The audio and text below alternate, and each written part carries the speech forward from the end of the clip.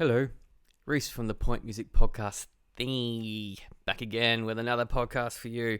Our special guest artist for this episode is Chloe the Brand from Naarm / Melbourne. Chloe is a how do I describe Chloe? Well, the latest single, Co-Star, is very hyperpop, but in a chill kind of way. They're a really interesting person to talk to with their songwriting process and their journey so far. And we had a lot of talk about vomit. Just take from that what you will. I really enjoyed talking with Chloe. They're an amazing person. And I hope you enjoy this podcast too. Ladies and gentlemen, and people of all sorts, this is Chloe the Brand. Yeah, rolling. Hello, Chloe. How are we? How is Naarm / Melbourne doing this evening? It's a little bit cold, but it's definitely nice inside. Yeah. You're based in is it the Sunshine Nah, I'm Coast? kind of like halfway between Brisbane and Sunshine Coast, sort of in the midway sort of thing. So yeah, I mean, it was chilly this morning, but let's not talk about weather because that's boring. Congratulations on Co-Star, the new one for you. It seems to be doing all right for itself. So you're happy, you're all sort of stoked with it's come out, and you got the whole single jitters out of your system. I've had this one kind of in the works for a while, so it's definitely such a relief to get it out. And I've played it at shows before, and yeah, all my friends have been waiting for this one to come out. So definitely good that people can listen to it now. Yeah, very exciting. So like, here's the thing: when I pre-podcasting that sort of stuff before I do them, I'd usually do a bit of a deep dive into the catalogue of the artists I've been going to be interviewing. I usually do it at the gym. So, like, I'm not bothered by people. I can just got headphones on. I can just work out on the treadmill and just take it in. Your music is definitely not gym music. I'm just going to put it out there right now. It's completely the antithesis of, like, yeah, not working out to it. It's super chilled. You got the hyperpop coming through there, which is cool, but very low tempo. So I was like, okay. Definitely not gym music. Maybe like Stranger to Me, maybe, but everything else. No, Co-Star's definitely not. It's got such a lo-fi, like slower beat to it, which is cool. So we'll get into the whole process because it's slightly different to your other 3 singles that you've released previously, right? Let me know. Yeah, it is a little bit. Let me know if I'm going too fast for you, by the way. No, all good. It's definitely a little bit different. I definitely had some more kind of hyperpop influences in mind for this one, which is really cool. I listen to a lot of hyperpop music, and have been a bit scared to go there. But yeah, I really like how it sounded. It was kind of like just an idea, the kind of vocoder in the chorus, and just to see how it sounded, and then we ended up really loving it. So yeah, we stuck with it. See, the vocoder threw me off because I actually at the first listen I thought, oh, she's just auto-tuned the shit out of this, and I went, hang on, no, that's vocoder in that, because you can tell by, like, with auto-tune it would just be one, basically the vocal being tuned up and down like Cher's Believe in Love kind of shit, or T-Pain, whatever you want to do, whereas there's layers of you in there, and you can actually, if you're listening closely, you can actually hear that vocoder playing the keys part, because I'm assuming that's the way it was done. Yes, yeah. I actually played the keys for that bit, which was cool. Yeah. So yeah, it was definitely a cool thing to have a go at. Yeah. Sorry, excuse me. What synth were you using for that one? Ooh, that's an excellent question. Because I worked with the producer that I worked with, Sam. He had a couple of, like, I remember, I don't think this was what we ended up using in the actual track, but he had this like toy keyboard that I think he got from like an op shop or a vintage shop or something. We were playing around with the sounds on that for a little bit. Yep. I can't remember exactly what synth we ended up using, but we were definitely like experimenting with a bunch of different noises and stuff. And yeah, it was really cool. He wanted me to, like, because I play a bit of keys. I'm not like crazy good at keys, but I play a little bit. And he really wanted me to play. He was like, no, you have to play it. Like, you have to do it, which I don't usually play the keys on my kind of recorded track. So it's nice to know that I actually, I did that, which is, it's really cool. That's what I was going to ask, because you've got your headlining show coming up next month. Yes. Would you be doing vocoder live though? Would you give that a crack?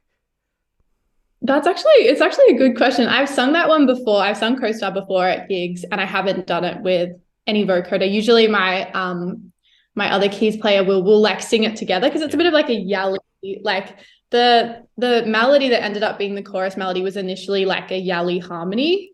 And then Sam, who produced the track, he was like, I like that more. Like, I think that's fun. Like, why don't we make that the melody, and then you can do the lower bit as a harmony. But now when I do it live, it's like super kind of high and yelly to start off with.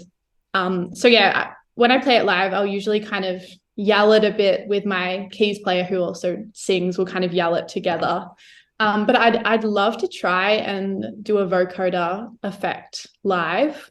I'm not 100% sure how I would do that. I know I've seen Cub Sport live. Yeah. And I remember at one point there's a song where there's kind of like a vocoder sound, and he had two microphones, and one was like his normal voice, and then he'd like switch to the other microphone, and that would have like a really weird effect. So I'll have to look into it, but yeah, it would be sick if I could replicate that live. Yeah, because I use one in one of the bands I'm in, because I got a mini Nova, and it's got a vocoder input for it, so and I just put a full robot voice on there because I'm a bass player as well, so I'm usually playing bass at the same time as doing that. And yeah, vocoders are fun. You just got to be careful not to overuse them, otherwise it gets a little bit too much. Going to how you're saying that it used to be originally a yelling kind of chorusy part, that would completely change the sound of the whole song. It'd be like almost not chill, and it'd be a little bit more aggressive in that sense, right? Yeah, no, you could definitely do. Maybe I should release Co-Star like a punk Do rock a punk version of it.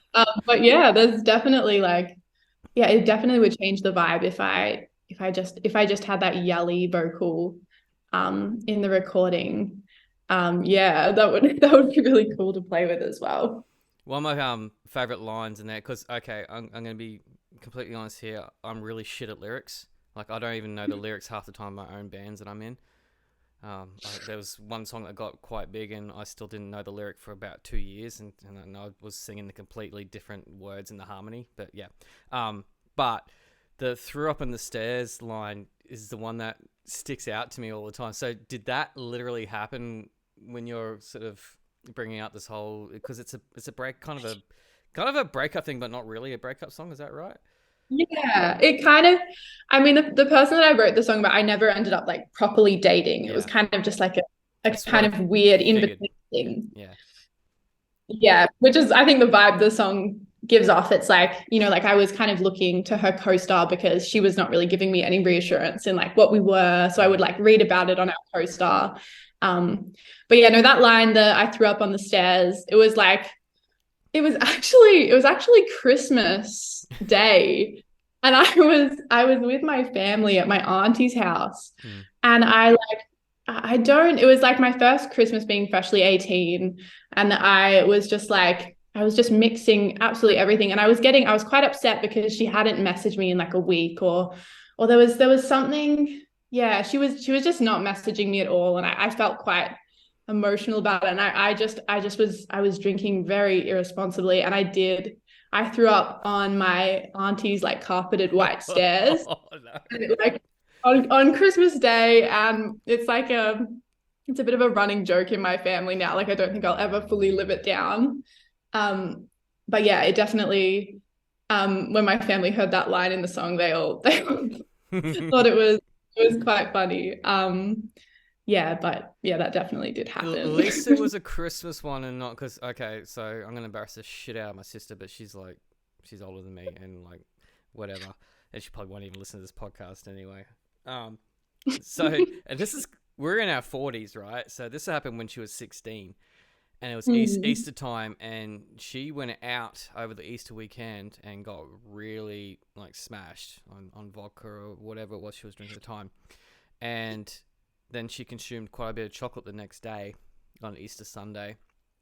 Yeah, and she had a white fur rug in her bedroom that ended up not being a white fur rug in her bedroom for very long, and she never lives that down. So yeah, at least it wasn't a chocolate vom, mate.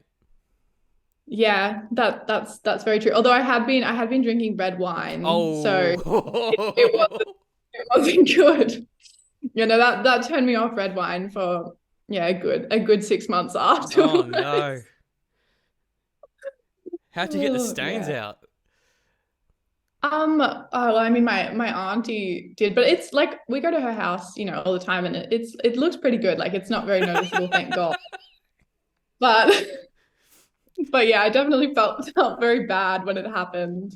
It makes for a good lyric. It did. Now, I was sent stuff through from your publicist as well. So hey, Rach. About the whole horoscopes thing, and yeah, actually, we're going through the horoscope. Yeah. So are you heavy into your horoscopes? Is that like a thing? I am. I Okay. saw a TikTok the other day, which I thought was quite funny, and it's like, it was something about like, oh, being the astrology friend, and then when someone asks you about a sign that you've never had a crush on, Hmm. and I find that so true for me because like I say that I know a lot about astrology, but I think that like definitely I know a lot more about signs of people I've like been romantically involved with. Okay. So like if you ask me about like I don't know, like a Sagittarius. Like I have no idea because I've never dated a Sagittarius. So I Mm. feel like I need to like start ticking off each sign so I'm knowledgeable about all of them. But yeah, I think I'm definitely into astrology. I enjoy reading about my own placements. Hmm. It's a bit of a funny thing where like someone tells you their sign and you're always like, oh my Oh. God, I see that for you. Like that makes Okay. so much sense. And you kind of like they could have said anything and you would have still said that. So Well, what star sign are you then? I'm a Virgo. Ah. Okay. I'm I'm a Virgo sun, and Hmm. then I have a Taurus moon and a Gemini rising. So Okay. But are you a typical Virgo where you like a little bit of control and you're a little bit OCD? I would say, yeah, I definitely fit into the kind of organized, nerdy kind of Virgo Yeah. stereotype. Yeah, I think I'd like to think it's not true, but I think it definitely is. Maybe Well, more like, that's yeah, what my wife I is. My wife's a Virgo. really, do you think she fits into the Yes. stereotype? Well? Yep. Yes. Is she Um. super like neat and Yeah. tidy? Yeah. And Yeah. But apparently, what's like, your I'm a fish. I'm a Pisces. Pisces? Okay, that's nice. That's a good combo, Virgo and Pisces. Apparently, yeah. And my sister's a Virgo too, so like, yeah, it's kind of weird. Yeah. So that's why I get along with my sister pretty well, I guess. But I'm surrounded by Scorpio women too, if that helps. Yeah, Mm. I love Scorpios. I think it's a great yeah, it's such a good placement. I feel like I have a lot of people in my life that I really admire the Scorpios. They're bossy as shit. Um yeah, yeah, they can be. I think Scorpios are so cool. Like I always, yeah, I love Scorpios. So what? So I'm guessing the Capricorn then wasn't really sort of compatible with a Virgo then, right?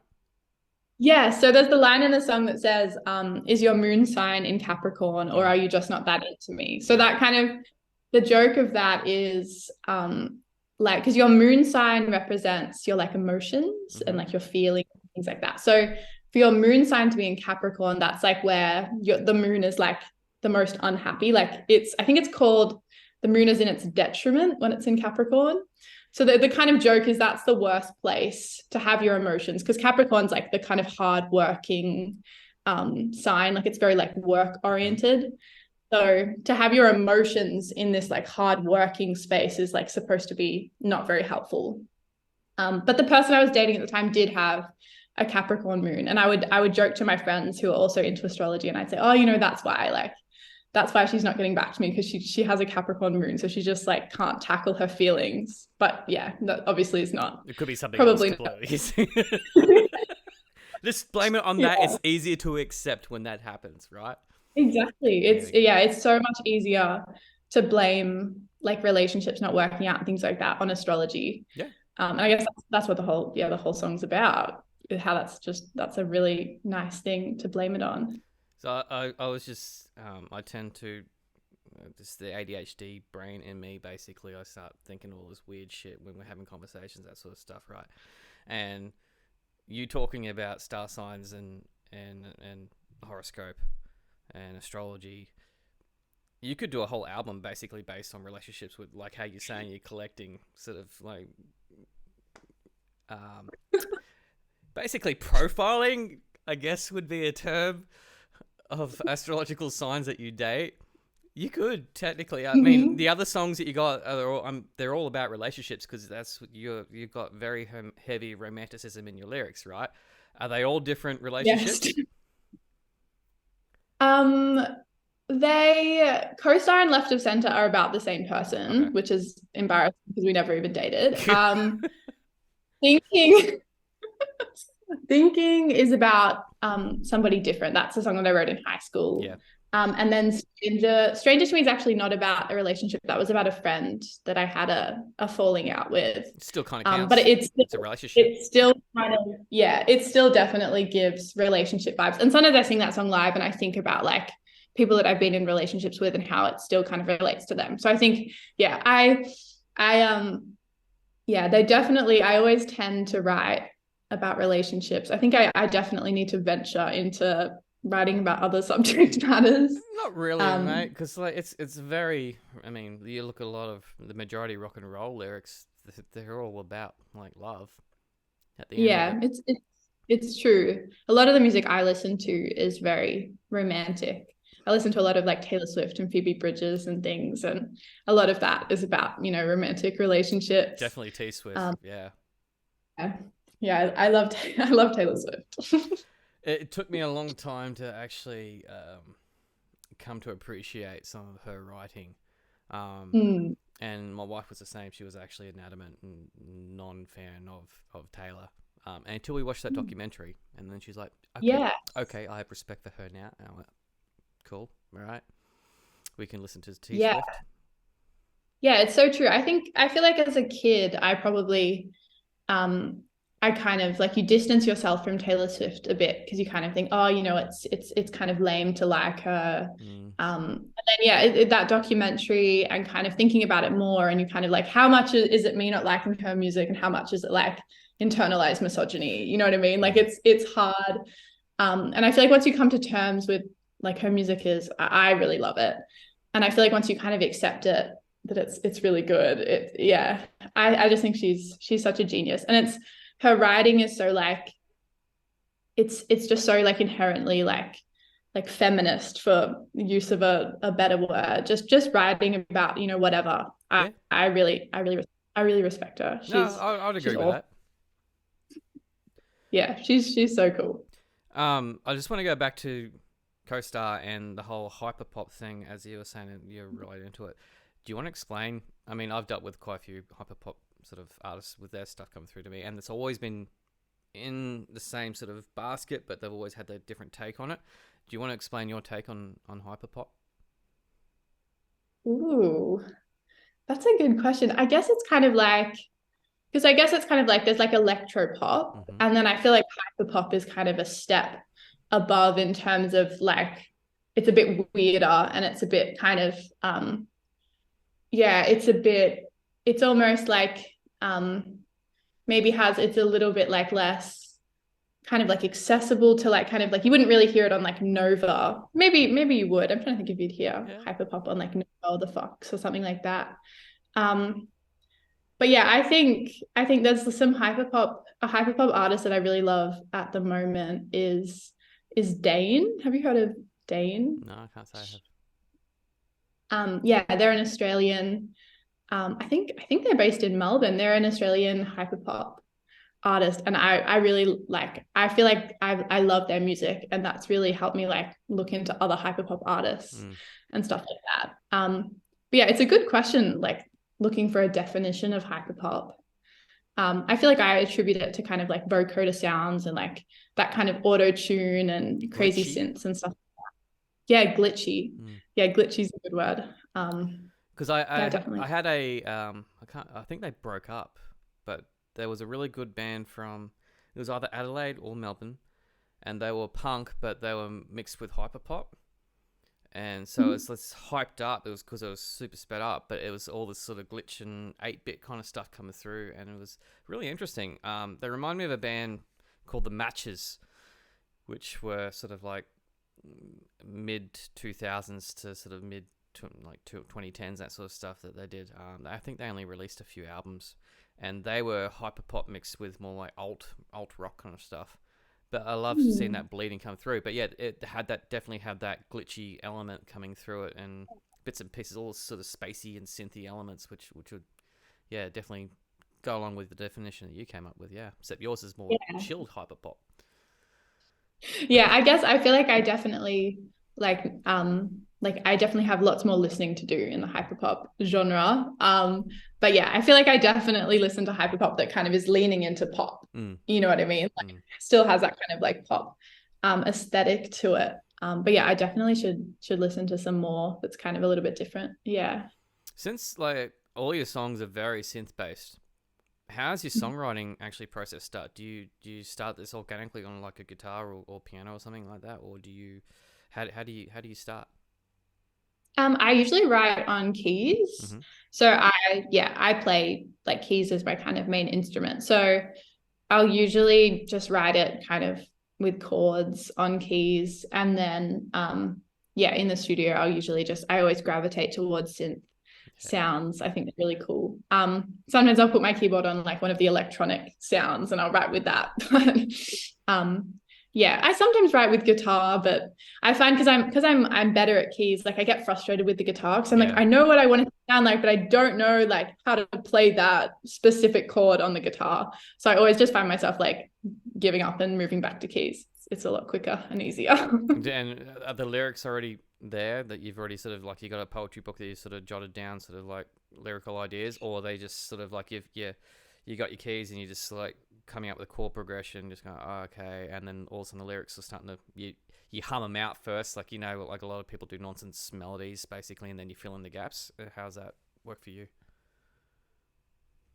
I usually write like melody, lyrics, chords. Like I usually write it all at once. I find that like sometimes I'll write something first and then I'll try to put it to music, or sometimes I'll think of a melody and then try to think of a lyric. But most of the time I kind of just like I feel like a lot of the songs that I write that I end up releasing are just like, I feel like I feel them kind of so intensely that they kind of just like they all come out at once. I don't know. I feel like whenever I have to take 6 months to kind of think about a song and work on it, it ends up not feeling right. Really, and then the songs that I've written in like, you know, 15 minutes with like 2 chords, they end up being the ones that I like the most. So I think I definitely like, I write lyrics kind of all at once. And then I kind of tweak them later. Like I tweak them, but I definitely just write it all. It's all kind of like word vomit with like a couple of badly placed chords, and then I'll go back over it and I'll tweak the lyrics and I'll think of some nicer, more interesting chords. I wasn't going to try and be punny, and I was actually going to try and say the whole term word vomit, because I use that a lot, but it's definitely, that's what it is. It's yeah. I feel like that's definitely how I write. It's a good way to put it. Nothing wrong with a good old song vomit and a word vomit. I do it all the time. Well, song vomits, not word vomits. Now, because you're from a different generation, like I'm Gen Xer here, you're obviously a Gen Z. And a lot of things have come up recently, particularly about reviews of albums, are they dead, and that sort of stuff too. But what I want to ask you, though, is your thoughts on singles, because you've released 4 singles and no EP or anything, just the singles coming out, versus albums. Do you feel like there's a space for albums, particularly for the younger generations now, or do you think it's sort of like old people kind of thing? Or, I mean, is it to do with your preference in absorbing music? What do you think? I definitely still think that albums are like relevant, because I think they tell like one kind of cohesive story. And yeah, I definitely am looking to release an EP soon. I feel like, because I'm like some of my songs, like Thinking and Strangers to Me, I kind of wrote in high school. And when I was in high school, I'd enter them in the Triple J Unearthed High competition. So it kind of felt like at times I was working on a single, because I was like, I'm gonna put it out during the competition, and then that was kind of it's a really awesome avenue for kind of young people to get their music heard. So I feel like those first 2 singles were definitely I picked the best song of all the songs I'd written recently, and I wanted to get it, up to shape for that competition. And then Co-Star and Left of Center, I recorded them in the same kind of set of sessions. So they almost feel like kind of sister songs, like they're written kind of about the same thing. And I feel like they definitely fit on an EP. I just need to get a few more kind of songs around them. And, I'd like it to be kind of a cohesive kind of collection of songs when I feel like I'm ready as an artist and I know what music I'm making. Yeah. I still feel very in the beginning of my kind of figuring out who I am as an artist. And it definitely feels more kind of concrete with like Co-Star and Left of Center. But I think, I definitely want to have a good sense of kind of self as an artist before I put out an EP or an album or anything. So I'm, still working on that. But I definitely think they're relevant and awesome, and I love listening to them. So who is Chloe, the artist? That's an excellent question. I think being like a queer person, it kind of took me a while to come into kind of terms with that. Like when I was releasing music in high school, I was kind of a bit reluctant to make it openly queer because I knew I'd have to go to school and like I didn't want people to ask kind of questions. And I was kind of out to my friends, but like, I didn't want to be kind of widely out at school. So I feel like I kind of had to hide a little bit what I was writing about. I felt like I was writing around things. Okay. So it's been really nice. Like now, I'm at uni and stuff like that. And I can kind of just write just what I want to write. And I'm definitely like, I still sometimes like when I write, like I'm a queer artist, it feels like I'm coming out again. Like sometimes I put on my Instagram story or something in like something that someone's written about me. And it's like, it's almost nerve wracking. I'm like, oh, the people from my school are going to see this. So I think that's definitely like a part of my identity that I'm coming to terms with, both like in my personal life and in my kind of music persona. But I definitely, Chloe the brand, I think it's definitely like I love electronic music. I feel like it's definitely an electronic kind of project. And I've been rehearsing like my band. It's really important to me to have like other femme identifying people in my band. And I feel like that's a big part of my music. It's pardon the pun, but it's your brand, really, isn't it? It's part of the brand, exactly. So I think I'm still working it out, but I'm definitely a lot closer than I was when I started releasing music. I actually have to admit that the actual name Chloe the brand is one of the most sort of bold. It's like, Chloe, the brand. Okay. Okay. Cool. You've trademarked yourself. That's getting one step ahead of everyone, isn't it?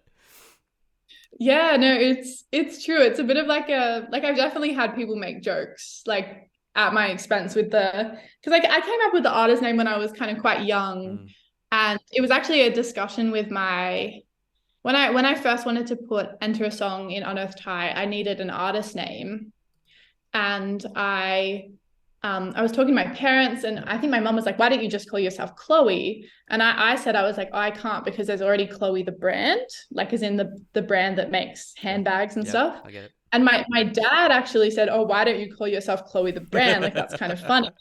And I thought it was stupid at first. Like I literally was like, no, that's stupid. And then I thought about it longer and I was like, it's kind of really funny. Yep. And it kind of like, and I just went with it. And there's been times where I considered changing it, and then I was like, nah, leave it. I also like I've got the Instagram handle Chloe the brand, no dots, no underscores. So I'm like, it's obviously creative. No one else had thought of it. So I was like, I've got to almost get myself to the confidence level where I can like completely own it. But it's a very assertive name, really, when you think about it. It's like, I'm Chloe the brand. Yeah. And I think when you meet me, it's almost like a bit of like a juxtaposition against I feel like I'm quite like reserved generally. That's brilliant, because you should create this persona where you own the shit and you're basically very cocky and you can do what you want on stage. I mean, I know that I become a different person on stage depending which band I'm in. I'm in like several bands, so different bands require a different personality in me. But for that 45 to an hour and a half, depending on how long you're playing for, I become a completely different fucking person. Do you feel the same when you're playing live? Yeah, I definitely step into a more kind of confident Yep. version of myself. I've always been like, I've always done like acting, not seriously, but like I always did like drama at school and stuff. And I was quite good at it, which would surprise everyone because I'm generally I'm quite shy. But I always have felt like almost like this kind of freedom with being on stage. It's like you're not really yourself, so you can kind of do what you like. Yep. And I definitely feel like when I step on stage, like I find it less nerve-wracking playing at one of my shows than like if I had to like call someone on the phone that I didn't know very well. Like if I had to pick between like calling the doctor or like playing a show, I'd find it less nerve-wracking to like play a show. Yep. Yeah. So I definitely step into a more confident kind of headspace. And yeah. And I kind of I've also been working on like kind of curating my look and like my outfits on stage and stuff. And for my 2 shows that I played most recently, I've kind of like DIY'd my outfits. And I feel like that definitely helps, like wearing something kind of quirky and a bit weird. Definitely. It definitely helps you to separate it from what you kind of wear normally. And it's like, you know, I'm kind of playing a character. I'm kind of, this is like an extension of myself, and I can kind of just be free in what I perform and how I express myself. Definitely agree with that. Like I wear pretty, in one of the bands I wear pretty out there pants. So my wife goes like, she's into her vintage, so she collects really fucking cool pants for me. Usually they're golfing pants, if anything, because they're really outlandish and stuff, like super like bright pink and yellow plaid and stuff. And I wouldn't normally wear that just going down the shops. But when you're on stage, like I'll mix it with like a jersey or something like that, you know. And yeah, it's just something you feel like you can get away with because you're taking on yeah. a different personality. You're on stage, you're performing for someone, and they're expecting you to perform. They don't want old mate that lives next door getting up there in a pair of stubbies and a wife beater, unless that's the kind of music you're into. But generally speaking, they're not going to really want that, right? Yeah, no, it's really true. And it's I feel like it's exciting to, you know, wear something different. And yeah, I definitely I feel that when I perform as well. Damn straight. All right, Chloe, I'm going to wrap this up because we hit the 30-minute mark and we'll get the nasty warning Yeah, that's all good. from Zoom and whatnot. Hang on the line there. We'll have a little quick debrief and all that jazz that other people don't get to hear because they're not privy to that kind of access. But for everyone else, I will put the link in for Co-Star, your new track, in the links for this interview, both the audio and the video one, and the article as well. For you are headlining, okay, because you're you're playing Workers Club Fitzroy Thursday, 11th of May. So you've got that one. Anything else? No, just that one. Keep and yeah, then the gig 11th of May. Very excited. Sick. Yeah. Cool. Rip it up, mate. For everyone else, you are out of here. But for me and you, we're gonna keep chatting. So everyone else, laters. Hope you enjoyed that podcast. Chloe, you're an absolute champion. Thank you for joining us for that one. Do check out Chloe's latest single, Co-Star, and their back catalogue too. And if you're in Melbourne, Fitzroy area on 11th of May, go check out Chloe the brand as they do their headline show. Well worth it. It'd be pretty cool. Plus, I would like to see the outfits that they've mentioned that they've put together. It'd be kind of. I think I did a little Instagram stalking on Chloe the brand, and if it's the ones that they've shown in the Instagram thing, it'd be pretty cool. Very kind of a punk ethic in a sense, I guess, a punk aesthetic. Anyway, check it out. We've got more in the works. I've got a very special one coming up very soon with some friends of mine. I'm not going to mention who just yet, but yeah, I'm looking forward to that one. Until then, thank you for joining in and supporting. And if you haven't subscribed to this podcast, please do, because it does mean a lot. It means that people are paying attention and listening to it. And it makes me feel all warm and gooey on the inside. Until then, thank you for supporting live music, local music, Australian music, all sorts of music. You guys are legends. Mwah.